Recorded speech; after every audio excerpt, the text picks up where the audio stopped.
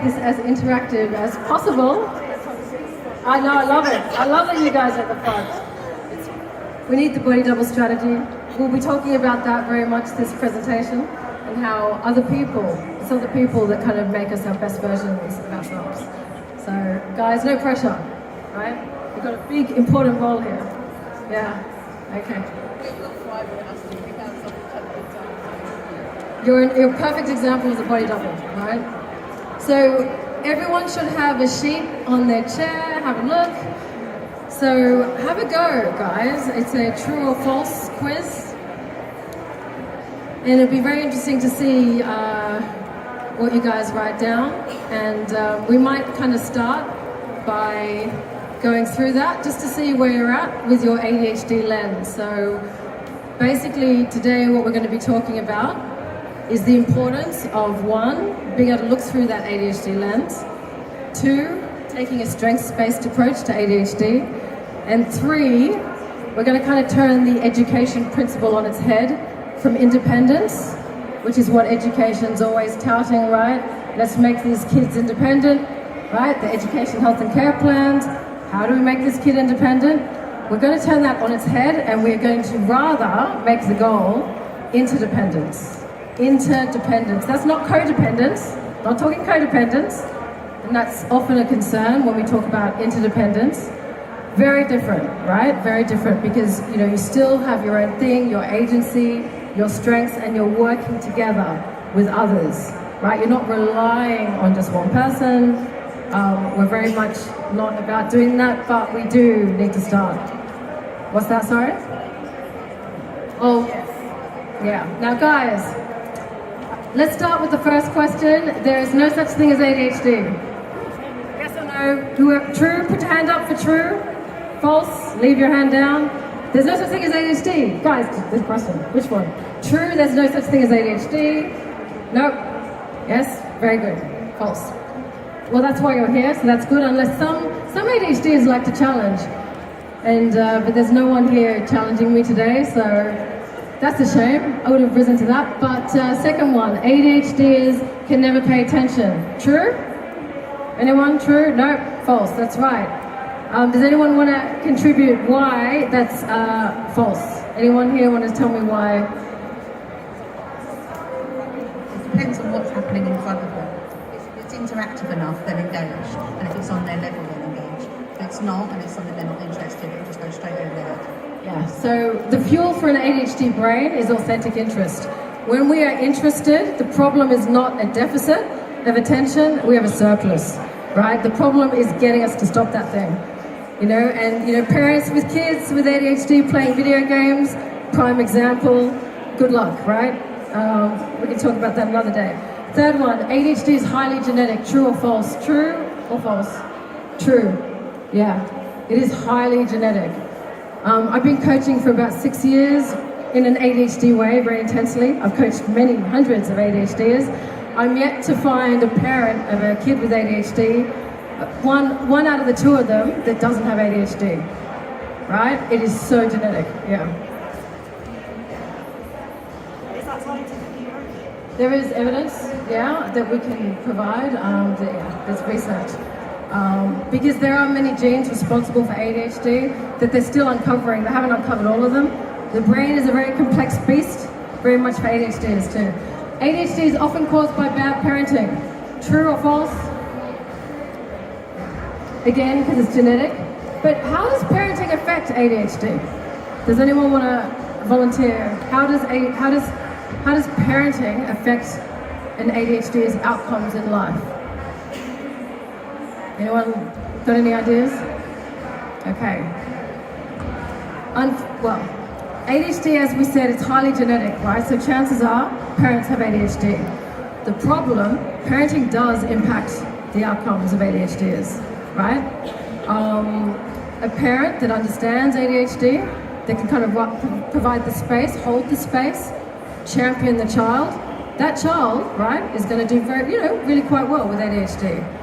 On the other hand, if the parent, right, time poor ADHD parent, probably very overwhelmed as well, doesn't get it, doesn't understand ADHD, and does, maybe parenting techniques that make the ADHD feel like they're failing all the time, that's going to exacerbate some of the challenges, the emotional dysregulation, the rejection sensitivity, right?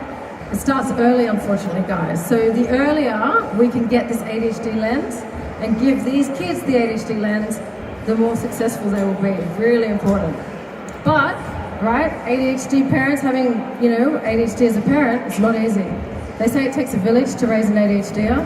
When you've got ADHD yourself as a parent, you need a town, honestly, right? Got to lean into support. If an ADHD needed help, they would ask, true or false? False? True? It depends on the child or adult. Like, I've got ADHD and I can ask for help, but I've been taught how to do that. Yeah, that's a really good point. What's the biggest ADHD trait that gets in the way of asking for help? Does anyone know? Acknowledging that you need the help. Really important. So Nicola said, acknowledging that you need the help. So accepting that you've got a need, accepting you've got an ADHD need, something that is so difficult for ADHDers, right? And there's one lesser known trait of ADHD, which I would say is the most crippling. That's rejection sensitive dysphoria, RSD, right? Dr. Dodson came up with that. That is the main reason, we'll talk a bit about that here. It's the main reason why ADHDers won't ask for help, right? Because if you ask for help, what does that mean? So if I'm asking for help, what do you think I'm telling myself, or what am I telling you about me and my abilities if I need help? Yeah, it means I can't do it myself. There's something wrong with me, right? And ADHD will go, any length to try and avoid that RSD. They've got to kind of portray, no, I've got this, I can do this. Some ADHDs actually believe they can do anything until they try it. They try the thing, right? You guys smile because there's a little bit of acknowledgement of that unmitigated optimism that many of us have. In spades, it can be a strength, right? That's why entrepreneurs with ADHD, right, they go, they're quick starters, they take the risks, they can do very well. But on the other hand, sometimes we find ourselves unequipped for dealing maybe with the success we've generated, or maybe we've just not thought around the corners, and we haven't thought it through, which can be a bit of an issue. ADHDers like to use their ADHD as an excuse. True or false? False? Yeah. Now, this is an interesting one. We had a parent upstairs actually say, I don't know whether to tell my kid they've got ADHD because I'm worried that they will use it as an excuse. What do people think about that? Does anyone want to talk on that? Only if you encourage them to use it as an excuse. If you say to them that this is why you're finding difficulties, but you can do this, that and the other, then they're more likely to look for the way out and the way to do forward to do things. Making it safe? Yeah. ADHDers, they expect a lot from themselves. They are brutal. Does anyone relate to this? The self-talk, the narrative? Often, some ADHDers they can't hear it. Most ADHDers can hear it painfully. It's incessant. It keeps them up at night. They can't sleep, right? That narrative. They hear their thoughts acutely, right? And that's very distracting and very harmful as well. Because the more we tell ourselves these things, it's like the negative of affirmations, right? You're telling yourself this negative thing on repeat over and over again, right? You can understand why it's so hard for ADHDs to try and shift that narrative. And they're not going to be able to do it if they're not aware of it, that it's going on, and they're checking in, and they've got evidence that goes against that narrative. ADHDs, we need evidence, right? We're not just going to believe things blindly. So it's really important that we've unearthing, things that we've achieved, that we can kind of argue against ourselves, right? But we don't create space to do that. That's where coaching comes in. RSD, rejection-sensitive dysphoria, is the most crippling aspect of ADHD. True or false? True. Yeah, it really, really is, and we'll talk about why. But you got to name it to tame it. So hopefully everyone understands and can recognize the RSD. Detention. So in schools, is detention an effective deterrent for ADHD? No? Anyone? Would you like to speak and explain why? It's a deterrent for neurological difference. I think, no. How come for ADHDs in particular that detentions are a problem?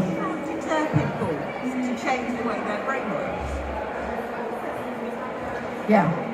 You know, ADHD and the need to move, right? It's wired into us, right? And ADHDs need to move. So an ADHD is sitting in a class, maybe they're doing subjects they're not interested in, maybe they hate the teacher, maybe the teacher doesn't understand them, has maybe criticized them in class, embarrassed them. When that happens with an ADHD, that's it. Like, we're very much about mutuality, right? You respect me, I'll respect you. You take the time for me, I'll give you the time, right? Now, teachers really need to get that, because the teacher can make all the difference to the success of that ADHD and that subject. So, yes, detentions don't work. They make it worse. You can't get an EHCP for ADHD only. Now, EHCP is an education, health and care plan. Does anyone know, true or false, you can't get an EHCP for that? Boroughs that have been telling people that that's the case. Yeah, beware of the local authorities. I'm not sure if anyone here is from a local authority. I have to tell you though, quite a few local authorities came up to us yesterday. Yesterday was really busy, and we had quite a few local authorities come up to the stall and actually ask about ADHD, and actually ask what support can these local authorities give. Now, the people that came up to us from those local authorities happen to have ADHD themselves, which again is fantastic. I wonder though whether any other people from the local authorities that don't have ADHD would have come to our stall and asked that question. Just, should give them the benefit of the doubt, but yeah, when you're applying for an EHCP, local authorities will often apply illegal policy. It's not the law, and that's again something we're trying to raise awareness of. ADHDs are not at the top of their industries, true or false? ADHD is false? Yeah, very much the case. And how come that is? How come we find so many ADHDs at the top of their industries? Does anyone want to? What about a few of you? Different strengths, guys, okay? Let's focus on these things. Yeah. People with ADHD hyper-focus, and when they know that they're good at something, they'll find success in it. Yep, definitely. Creativity and being able to see lots of patterns and things that other people just don't see, like making connections all the time. Yes, exactly. Another massive strength. Focus, very stable. Okay, the same. Anyone else? Sorry, I'm literally triggering everyone's RSD right now, guys. No pressure. It's also that kind of natural inner drive for me as well. It's just this constant desire to want to achieve. I don't know if anyone else can relate to that. Can anyone relate to that kind of that engine running, that need to achieve more, and not being enough, not celebrating the wins, but kind of moving right through it? Next one, what else can I achieve? Right? Anyone, relate to that? The other thing I'd say is, a lot of people, I've found a lot of children being written off because of the ADHD, and it's that determination that I can do it, so it's like I'm going to prove you wrong. That's a big one. I was written off as a child, so I'm like, no, I'm going to determination. Who here was told, maybe, with ADHD, that no, you're not going to get into that course, no, don't try, no, don't aspire to that? Who here was told that? What did it do for you when you were told that? I'm not ADHD, I'm actually autistic. So I went my whole life, I've known I was autistic since I was 28. So for me, I was always told I wasn't good enough or I couldn't do it because I just didn't have the ability to. But I knew I could, I just had to go about it different. So that made me more determined.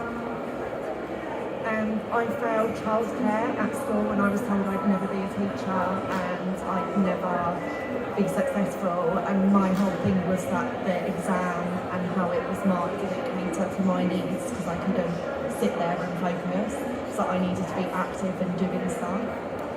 Yeah, that's unfortunately, again, there's another problem with education, isn't it? The way we're assessed, right? It's so not neurodiverse friendly. And so many brilliant ADHDers, right? They don't get the chance to do actually something brilliant and maybe innovate that area, provide, make it better because they haven't got the qualification. And I find this in coaching a lot of ADHDers, they hold themselves back because, I just got to get that certification. Oh, and another one. Oh, and another one before I do this thing. No. We suffer greatly from imposter syndrome, right? We get in our own way. So coaching again, brilliant. I love throwing my ADHD's backpacks over the wall and then remove your choice. Yeah? Yeah? Famous quote, don't judge a fish by its ability to climb a tree. Yeah. If you've not seen that, check it out. It's interesting. I can't remember the philosopher now. Yeah. But it's a cool quote. It's stuck with me now. Yeah? Did that kind of resonate, that quote? Yeah. Yeah. Who here likes quotes? Yeah, we all love our quotes. We do, Really inspire us. Okay, have we finished the true or false? Last one. Oh, many ADHDers overwork and burn out. This goes to what you were saying earlier. This drive, this constant drive. True or false, guys? Many ADHDers overwork and burn out. Yeah? Yeah. Unfortunately, we do. And you know what? Again, underlying that, rejection sensitivity. How come RSD can make us overwork and burn out? Anyone want to provide? Yep. We're constantly trying to be the best we can, and we've got such a fear of rejection that we feel like we constantly have to work to be the best of our ability or to feel the same as everyone else. Spot on. Yeah, so the funny thing about ADHD, it is a paradox, right? So our challenges can also be our massive strengths, right? The things that get in our way can also be the thing that gets us to succeed. It just depends on how we use the thing. It's situational, yeah? But the more you understand it, right? The name entertainment, basically. The more you understand it, you can start designing your life around, your ADHD, so that you're getting out of your own way, right? And succeeding. So, I'm Stephanie, I'm from the ADHD Advocate. I know, again, a very ADHD thing to do. I've drawn that out a little bit, but I thought, and hopefully that was really useful, right? Just to give you the lens. You guys, I'm happy to say, have a really good lens on ADHD already, right? So you're already very much in front of many, many people that really don't. So well done. And your duty is to spread the word and educate, right? I mean, education needs an ADHD education very badly. Also autism, ADHD and autism, very close cousins. Most people I coach have both, But actually, again, some massive strengths. Sure, in different situations, it can be more crippling to have both, but in other situations, my God, a lot of the people that are at the top of their industries have got both, honestly. Yeah. Okay, so I'm from the ADHD Advocate. I'm founder, and what I wanted to talk about, we've given it already a lead in, but I want to talk about ADHD coaching specifically, okay? I've been to a lot of ADHD kind of conferences, in the UK in the past, and it really kind of irked me that ADHD coaching was never spoken about, right? The psychiatrists were there, they were talking about medication, there were some therapists as well, but at no point did ADHD coaching ever come up. And I was like, because I've coached for, quite a few ADHDers, and achieving some really impressive outcomes, and it's not mentioned. So I really, really, really want to right that wrong, because ADHD coaching, in terms of like helping ADHDers achieve their potentials, is massive, like absolutely transformational. Now, what I really want to emphasize again is that for ADHDers, the life goal for us should be interdependence. What do you think I mean by interdependence, guys? We talked a little bit about at the beginning, interdependence, but what does that look like? So you guys have got ADHD, particularly for the ADHDers here. How have you used interdependence to kind of, either get yourself out of your own way or to reach your potential? Like, what do you guys do? Does anyone want to offer? Yeah? Positive mindset, potentially. You can either walk around thinking I've got ADHD, or you can do positive things. Like for me in the morning, I'll have a cold shower or something, and that is the difference between me having a good day and a bad day. Going for a walk in the morning, I'm a director of a company, I manage 50 chairs, it's stressful. Times in the day where I literally have to go for a walk, and doing that sorts my mindset out. Yeah. So even eating the right thing, or listening to a podcast, positivity. If I'm feeling positive, then I am positive. Yeah. You know what I mean? Yeah. No, well done. You've got some, and you don't have a coach? No. Woo! That's impressive. I've never been diagnosed with ADHD. Never. I've had people all my life, teachers, friends say, you've got ADHD. but something that I've naturally learned to accept, and now I've got it. So any advice on what I can do moving forward? Yeah, no, definitely. Yeah. Cool. No, thank you for your contributions. That's impressive that you've managed to put all these things in place without support. But I did hear you say something earlier. You said all my friends, all my people around me told me. That's where I want to get at here. Interdependence. There's people around you, it sounds like. I think it's having people know you've got ADHD and having them be able to give you the support. So relying on your friends and family when you are having a bad day, for them to be like, come on, get up, you can do this. Because it's not always possible to do it yourself. There are times where I just want to lay in bed and never get up again, but I need people around me to give me that support and that social network, and them to be very aware of what I do at certain stages of my life. Anyone, does that resonate with anyone in terms of, there are days, guys, ADHD can literally, and you know, autism, anxiety, right? Anxiety comes with ADHD, particularly untreated ADHD, and can pull the rug from under us. There are days where, yeah, you just can't get out of bed. And it's what makes the difference is having that person that understands you, right? To be able to come, that they know you. They forgive maybe times where you lose it sometimes, because come on, guys, we've got ADHD, right? We can be quite intense. We're quite intense people, aren't we? And sometimes, yeah, I'm looking around at the faces here, there's some, yeah, right? Not everyone can kind of take us, right? But our friends, you know, our friends that have kind of stood the test of time, right? They're there. And how important are they? Put your hand up if you're kind of friends, family, are like your key to this life, basically. Everyone? Key?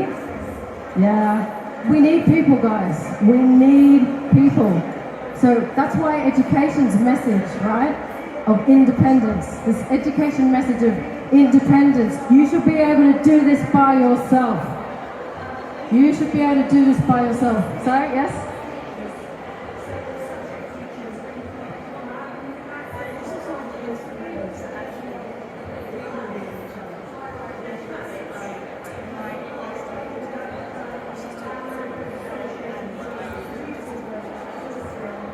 I love that. We all need each other. When we do. We really do. Even in business, you can apply this to business principles. You were saying you want to know how to kind of help yourself in business. Any company, right, there's the right bums on the right seats makes a very strong organization. So too, like applying that kind of principle to an ADHD, we do need different people for our various different needs, right? You know, and particularly we're not going to be able to meet all those needs ourselves. Right? We need people. We need to lean into interdependence. Okay. Now, I'm time blind like most ADHDers. Can someone tell me the time? Okay, we've got about 20 plus minutes. Okay, so I think we have some time. Now, ADHD coaching is so effective, and you'll see why we'll go through. But it very much gives students and adults, we coach adults as well, it's about mindset. It's about that narrative we were talking about that is running, that some ADHDs can't hear. It's very dangerous. Another key thing to note, guys, here is that we teach others how to treat us. Quite often an ADHD does not know what message they're sending out to other people. What message do you think you send out to people as an ADHD?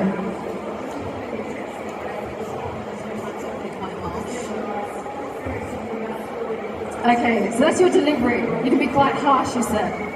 That is a very common complaint for a lot of us ADHDs, yes? Listening, because I'm already focusing on 10 other things at the same time and listening to them. Not listening because you're distracted, focusing on other things, 100 different things. It's like me the wrong way in front of the room when I'm thinking about what my left hand. Or something like that. It's like, just switch off everything, all the time. Adrian, and people do think I'm not listening. That you're somewhere else, right? Well, sometimes an ADHD's got so much going on in their head, they've got to get it out. They've got to get it out quickly, right? There's no time, anxiety, but then the people around them, that was just really like talking too much. Oh. Talking too much, who can relate to that? Talking too much, being a problem, yeah. I think also just being apologetic because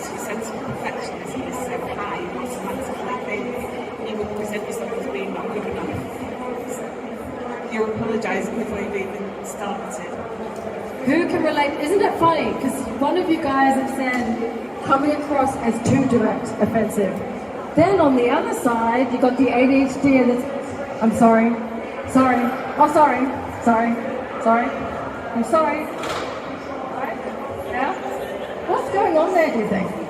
I think it depends on how you perceive the person. So there are some people who I know accept me and I know I can be my true self again, that I can just shout and scream at, and that will be fine. Lucky people, don't we love those people, guys? But then there are some people who I question myself around them and I don't feel like I am good enough, or I'm fearful of rejection or whatever it may be, and they're the people that I'm sorry to. Interesting, isn't it? As a parent of kids with ADHD, you often see your child being lovely to their friends and, the teachers. And, school doesn't see a problem. They don't have ADHD, right? They're fine, right? But we know a lot, and maybe you guys did this at school as well, because remember, people pleasers, we mask. Like, autistic people as well, right? The masking. But then you come home and what happens? So parents of kids with ADHD, what do you see? What do you experience when they get home? Anyone want to talk about that lovely hurricane, whirlwind? Mass explosions of slamming doors and shouting and crying and telling people what you really think and all sorts of things. It's a tough gig, isn't it? To be the kind of carer, loved one, trusted person, sometimes with ADHD. We get it, you get it all. But I want to hear from you, given what you said about that, how would you explain that, say, to a parent that, I don't know, feels quite upset that they're bearing the brunt of that? Like, what would you tell the parent? I think if you're bearing the brunt of it, that person can trust you and feel safe with you. So at work, she's my colleague and I will go into her classroom and scream and shout at her because I know that I can trust her, but I wouldn't do that with other people because the trust isn't there. So if you're their safe person, so you should help them manage that. So you're saying that actually they've got to reframe, and that is, I can't tell you what a massive tool that is for us ADHDers, right? We need to be able to reframe things like that. Because often a parent won't see it that way. And the parent will react, or the person will react, and we escalate, particularly because the ADHD is thinking, but you're my safe person. So as soon as that safe person just kind of attacks them, right, we've lost that safe person, then what happens? What happens when we feel like we've lost that safe person, when we feel alone? Scared. What do we see in students with ADHD when they start feeling alone? They isolate themselves or they lash out. When they lash out, what happens to them at school? Get isolated more. Miss break times, get into worse trouble, they escalate it more. They go into exclusion. Exclusion. At our school, we follow a holistic approach, so they're not isolated, they're not excluded, there's no detentions. It's more of a therapeutic approach. We give them the time to have their meltdown, and then when they're ready to talk, we'll have a conversation with them and we'll help them unpick it. It's hard, it's draining, and you get attacked a lot, but it works. You get attacked a lot. But you're their safe person. So even if I'm not a parent, but I'm sure parents have ADHDs at home, your kid probably lashes out at you. Oh yeah. Lash out at you physically, and you receive it because you are their safe person. Once they calm down, you have those restorative conversations. It's the same thing in schools. You get it. We really do. Although schools are terribly underfunded, right? There's only so much of you. I mean, even a parent one-to-one with a kid with ADHD, it is hard. It is really hard to hold that space, to keep holding that space, even though you are that, safe person. It drains you, right? Your capacity to do things is really drained. Hello, Eva. My daughter, Eva Camilleri, in the front. Eva's the reason why the ADHD Advocate came into existence. So Eva was diagnosed with ADHD when she was 5. She's now 14, right? And it was transformational. It'd be great, Eva, if you could say a few words. And you seem to resonate. When I was talking about the safe person and the ADHD and lashing out, that wasn't Eva, that's my youngest, but Eva has been on the journey. Eva, did you want to come up and just say hello? Yeah? Amazing, right? Everyone, yes! We're not RSD. No, Eva.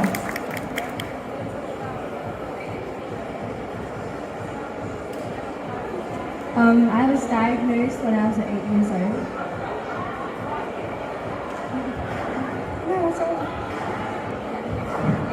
I thought it was 5, I'm pretty sure it was. Now, Eva took ADHD medication, like a lot of us ADHDs, right? I know there's some controversy, some people don't believe in medication. For us, it was transformational for me personally. And Eva, there was something you said to me when you were old enough about how ADHD medication helped you learn. When you're about 11, I think you told me that. Yeah, what for you, and what would you advise teachers, Senkos, people supporting students with ADHD? What helps them, particularly in terms of the medication and approach? When I started taking ADHD medication, I noticed like a great difference in my focus. I was able to focus in class, which I wasn't able to do before. I was able to learn. And the ADHD medication just helped me overall with not only focus, but also with my friendships. And I was definitely a lot less energetic and all over the place. And just the ADHD medication just really helped me. What about actually understanding your ADHD though? So, we've done obviously poor girl, daughter of the ADHD advocate. And she was the ADHD advocate singer. Eva's got some amazing strengths. And particularly the medication helped you access those strengths. For a while when Eva wasn't medicated and didn't understand her ADHD, her learning, she couldn't access it. Do you remember with homework and things, you were very anxious to sit down and do it? And then that, completely changed for you. Eva now wants to be an immigration lawyer, right? So she's gone from literally not being able to put numbers in order. That's why I was called in the first time to the school, right? To now, what did you get in maths recently? A 95.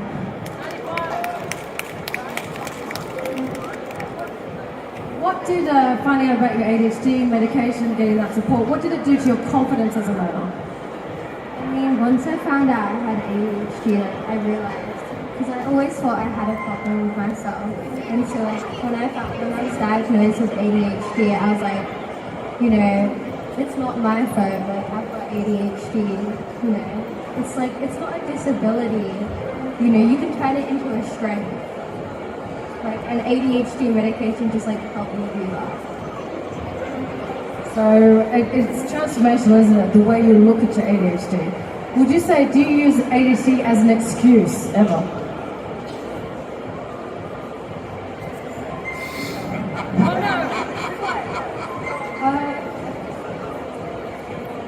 I wouldn't say I use it as an excuse because then, my ADHD isn't part of me. The way I act isn't because of my ADHD. It's I'm just one person just because I've got ADHD. ADHD doesn't define me and stuff obviously, it comes with challenges, but it doesn't define you as a person. And you can turn it into a strength like I said before. And so no, I don't use that as an excuse. So Eva's a very determined young lady, and that's what we're talking about, that drive, Remember, the fuel for an ADHD brain is authentic interest. So when Eva's very interested in something, and very interested in an outcome, how persevering are you, Eva? Wait, could you say? When you're interested in something, you really want something, how dedicated are you to getting that? I'm really persistent and I won't stop until I get it. Yeah, so again, for parents, it can be quite difficult sometimes, with that persistence. But in terms of, achieving the outcomes that they want to achieve, they're capable of, right? That ADHD strengths really can come to the fore. So Eva, thank you. Was there anything else you wanted to, any message you want to give teachers before you kind of sit down? Anything that they should know about ADHD? What about when ADHDers do things like silly things, right? Do things they're not supposed to do because of that impulsivity. Maybe in class they play up, or what's the best approach? Do you kind of try and address it, penalise the ADHD for it? Like, how do you help ADHDs become the best, versions of themselves? What approach?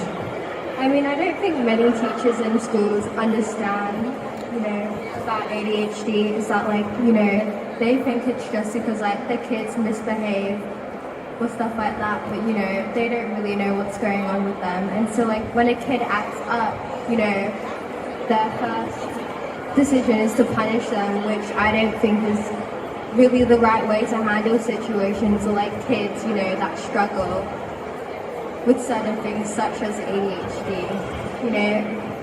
That's why I think, schools should be made aware of disabilities like ADHD and dyslexia and stuff like that. But what happens when a teacher kind of just straight away penalises, doesn't kind of seek to understand why, the ADHD is playing up or angry or having outbursts? Like, how does that make the ADHD feel? How does it make you feel when you're not understood? It makes me feel like I have no one to talk to. It feels like I can't open up to anyone because no one's going to understand what I'm going through and how I'm feeling. Thank you, Eva. Again, applause for Eva. Amazing. Do you want to sing for us later? Maybe? Yeah, I don't know how she overcome that rejection sensitive disorder. But again, do you hear what Eva said about feeling alone? Like the worst thing, right? Again, independent is not helpful. We need to be able to talk to people, right? And that's another big strength of ADHD coaching, being able to verbally process, right? Okay, everyone stand up. Come on. Move. Okay, everyone, just shake it off. Shake, move, yeah, come on. I know you guys were itching to I saw those brains sleeping. I saw them sleeping, right? You've got to move a little bit. Shake it up. Guys, you can stand up for this. Sit, stand, whatever you like. We're gonna, how long have we got? Not too long, okay. So, we've already done a bit of this. Again, ADHDers, we like to go on, off on tangents. I kind of decided to take a bit of more of an interactive approach. I hope that it's been more useful. But I can see you can look through the ADHD lens, right? Leaning into strengths, it sounds like some of you are doing that automatically, which is great. Now, the next thing I want to talk about in more detail is taking a coaching approach and why, when you're dealing with an ADHD, whether that's teaching an ADHDer, right? Working with an ADHDer, living with an ADHDer, the coaching approach is the best approach, okay? So, this is about the ADHD lens. Now, I think someone might be coming to talk a bit more about the, DSM-5 definition. But I want to talk about quickly the functional definition. We've talked about RSD as well, right? I think we all probably know the DSM-5 definition. It currently doesn't include emotional dysregulation, which is ridiculous, right? Hopefully the next version will have that in there. Again, I'm a very big believer in Dr. Dodson's functional definition. ADHDs have an interest-based nervous system. Again, that fuel for an ADHD brain, authentic interest. And this being one of our most crippling traits, right, that RSD. RSD, this is what happens with us. We become people pleasers like we've demonstrated, right? Some of us will meet everyone's needs, doesn't matter about ours. We'll do anything. This is where the interdependence kind of goes wrong, right? We've got to be able to have boundaries. A lot of ADHDs are vulnerable to abuse. A lot of ADHDs are vulnerable to abuse. Because we teach others how to treat us. If you're one of those people-pleasing ADHDers that is saying, no, your agenda, I'll prioritize your agenda over mine, you're more important. That message can be taken up by the wrong people. Just from experience as well, I think it's really important to teach relationship boundaries as well, because if you've got that, you will really struggle with relationships. Yes. That's exactly it. What we need to do, guys, is we need to set a new standard, particularly in the young girls with ADHD, right? Expect more. Expect more from people in terms of the way you need to be treated, the way you should be treated, the way you deserve to be treated, right? And that's where coaching comes in as well, is we need to have a look at that narrative. What are they telling themselves that allows them to set such a low standard and expect nothing from other people? And yet they give everything, right? it does not turn out well, guys. Like, it really doesn't. It often will end up in abusive situations, abusive relationships, right? So it's really important we get this message in early. And not just girls, boys as well. There are a lot of boys with ADHD that grow up and become stuck in abusive relationships too. Right? So we really want to raise the standard and get ADHDs more mindful of what they're telling themselves, because what they're telling themselves, they're projecting. They're broadcasting to everyone else, yes, this is who I am. Treat me like this, okay? So, avoiders, we often don't reach our potential because we avoid things that we could fail at because of our RSD, right? So coaching's really good at that. Again, it's that throwing your backpack over the wall. You know, obviously we're not going to throw it over a wall that's too high for you, but often you don't realize you can climb that wall. You got all the evidence. You got the, you know, you've done it before, right? It's maybe just another rung up the ladder, and so coaching helps you kind of get that insight and in mind. And then we get you out of your own way and we remove the choice. Usually we put a body at the end of it so that you're going to do that thing because you're going to either embarrass yourself or in a bigger way, right? So say you needed to do a course, right? Say you wanted to introduce a new course in your business, right? You then announce it on social media. Guess what? We're rolling out group coaching program starting, you know, Monday. What are you going to do? When you, like, okay, so I'll come back to you. Say you've said to everyone, this product, whatever, this service is coming out on Monday. What are you doing this weekend? Do my own thing, forget about it all weekend. Hang on. This is your business, and you've just put on social media that you're launching. I know, you won't listen. It's like, I know. We all understand. But now, do you get what I'm saying? Now tell me, what are you doing this weekend if it's for your business? I think about it all weekend, open every day. Are you going to deliver? You're going to deliver? What? You got ADHD? What do you mean? The thing is, I produce goods. We do. Yeah. There's a level of procrastination that goes into things as well. Naturally quite irritating. So it's just learning how to deal with that. But you always deliver if you've promised. But when the stakes are high, do you deliver? Exactly. Yeah. So see how you're kind of using some of our challenges, that RSD, that's a prime example, right? That you don't want to disappoint. And so you will do the thing that's going to be good for you. And we do that in coaching. We kind of turn things around. We use your challenges as the method to get you to do the thing, right? So ADHD is situationally variable. In some situations, our ADHD is massively helpful, right? Our hyperfocus. If you're a lawyer in a law firm, burning the midnight oil, wow, yeah, hyperfocus comes in handy, right? But in other situations, very much not. In a family situation, if you're a mother, you're going to spend time with your children, hyperfocus on your work is not going to be helpful, right? So what we do in coaching, we're all about uncovering signature strengths. And we do this for the students. And a lot of ADHD students, their main kind of strengths, fairness. Does that resonate with people? Honesty, love, and kindness. Love. You know, it's about connections, it's about people, we care. Kindness, it may not look like it to other people, particularly to our safe people. We don't look very kind when we're like having a fit at them, maybe punching little kids, punching them. But actually, a lot of ADHDers that have kindness, they're the ones that are the most sensitive. They're the ones that get disappointed the most in people. Because they're kind and they would do these things for others, they would think these things through, and then when they're not thought through, when they're not received the other way, that's not reciprocal, they become very upset. The hardest thing I've had to learn is that others aren't like me just because I do it. I shouldn't put that high level of expectation on others. Yeah, you've caught on to another big thing we do in coaching there. Not only do we need to look through an ADHD lens, we need to be careful that we're not looking through our own lens when we're setting expectations with others. A lot of ADHDs can do things really well, right? Effortlessly, right? And a lot of ADHDs don't put value on what they can do effortlessly. Everyone can do it. I didn't even think about it. I just did it. So that person should have been able to do it too, but they didn't. You know, and then that's going to be frustrating. But guess what, guys? Not everyone can do what you do. Those strengths are quite unique to you, right? And it's about appreciating those and, like you said, adjusting expectations.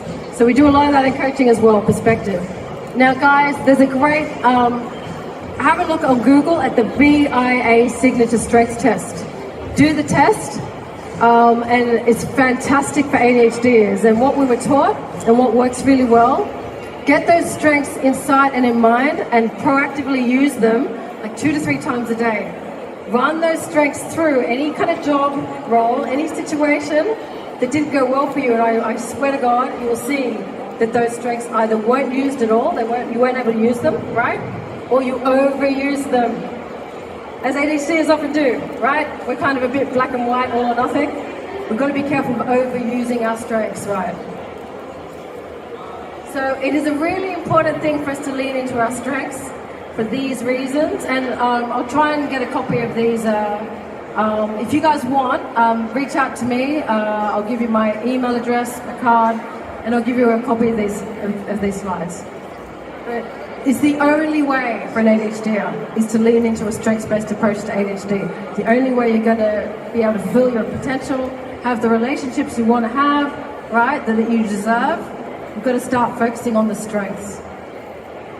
Now, for students, we do this by helping them understand what those strengths are, identifying their interests, the way they learn. Someone said here that it wasn't until they were able to do things their way, right?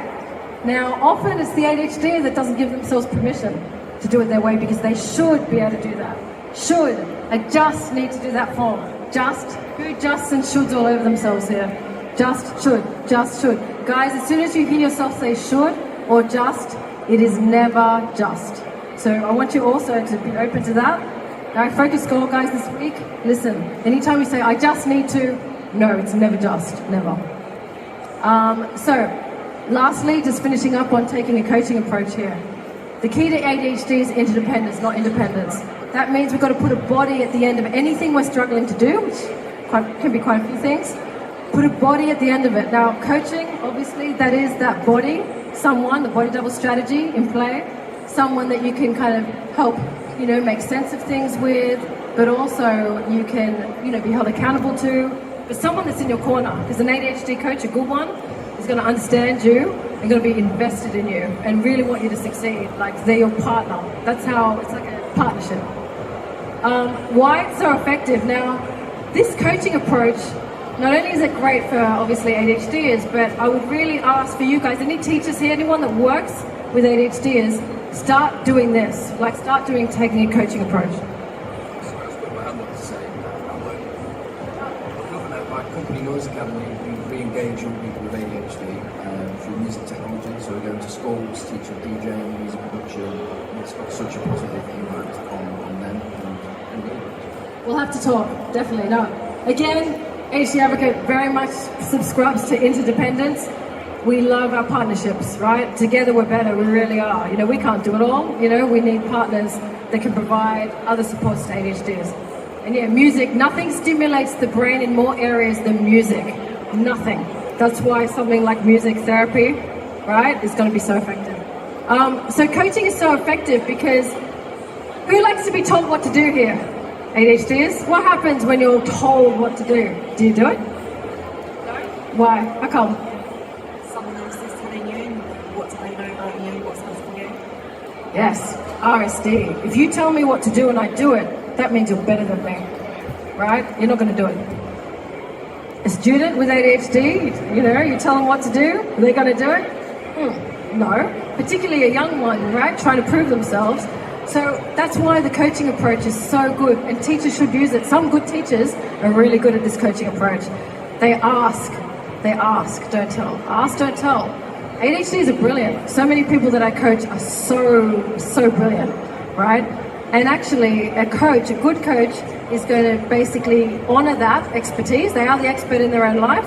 And that coach, they take the role of just that body double, helping the ADHD get clear, holding their focus, right?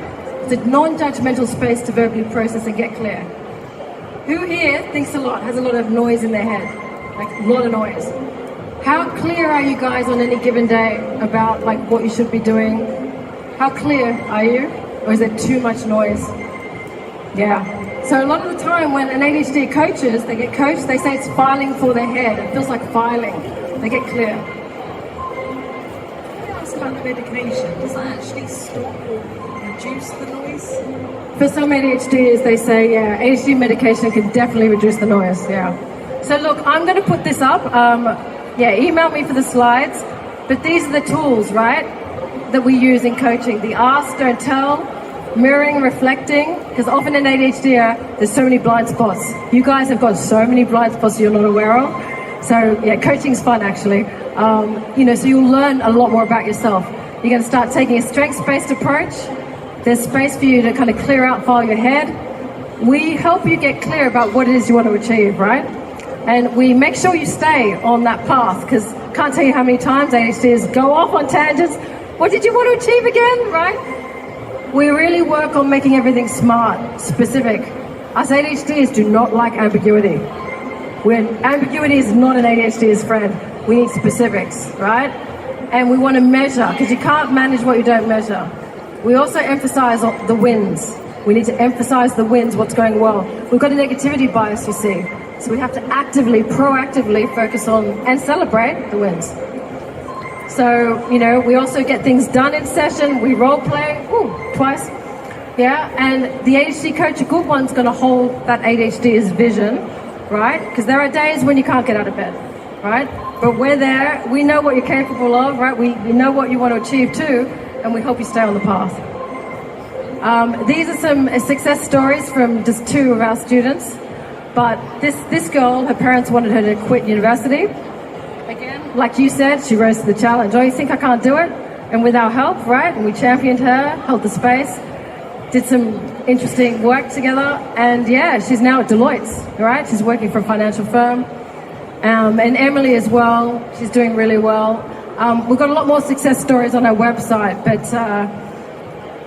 we've also got a high school success program. But basically, we're here to kind of help coach, train. We train schools, we train parents, we coach one-to-one. So yeah, and we coach adults and business owners actually. We coach business owners. And you can get free coaching through Access to Work. Adults with neurodiversity can get free support from Access to Work. We've got information on our website. So again, send me an email. But guys, thank you. Thank you for your participation. Yeah? You keep that lens on and lean into your strengths, yeah? You're doing great. Thanks.